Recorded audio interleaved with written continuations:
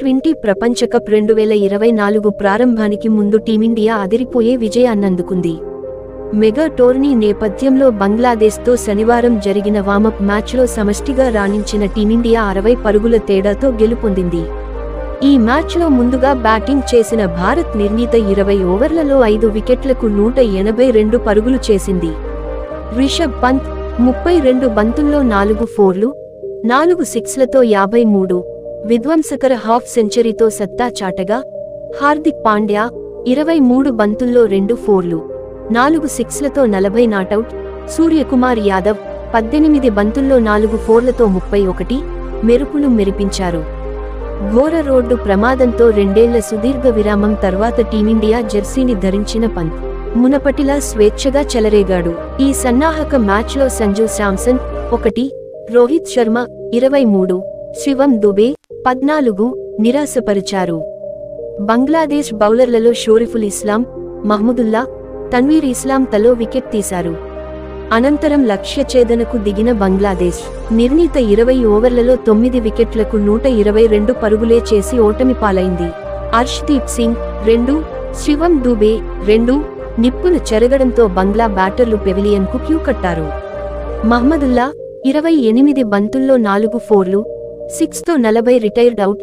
షకీబ్ అల్ హసన్ 34 బంతుల్లో 2 ఫోర్లతో 28 టాప్ స్కోరర్లుగా నిలిచారు. ఈ ఇద్దరూ 6వ వికెట్కు 70 పరుగుల భాగస్వామ్యాన్ని అందించారు.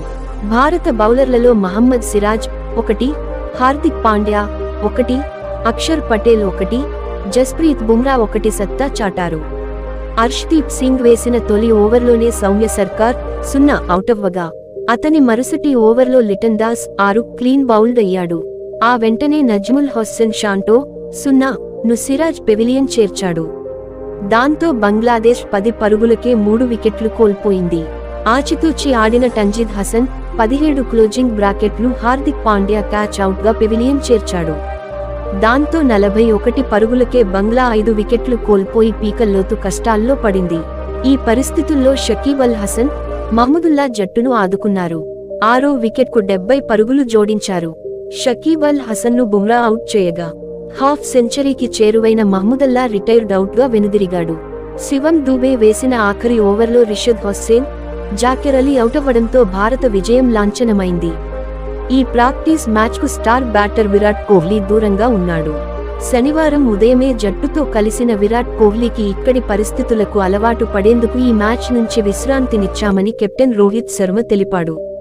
కానీ విరాట్ కోహ్లీ మైదానానికి వచ్చి డగౌట్ నుంచి ఈ వామప్ మ్యాచ్ను వీక్షించాడు.